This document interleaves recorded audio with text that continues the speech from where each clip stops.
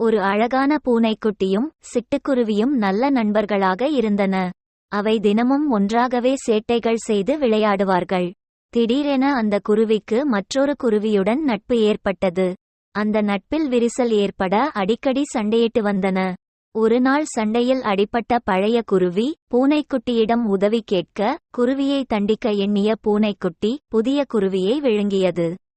இதுல ட்விஸ்ட் என்னன்னா, அந்த குருவி ருசியாக இருந்ததால் தனது நண்பனையும் விழுங்கியது.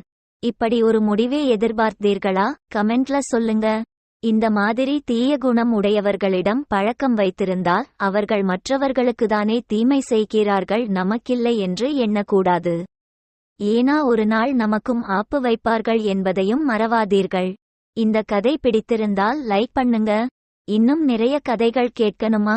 பஞ்சுமிட்டாய் கதையை சப்ஸ்கிரைப் பண்ணுங்க. மறக்காம உங்கள் நண்பர்களுக்கு ஷேர் பண்ணுங்க.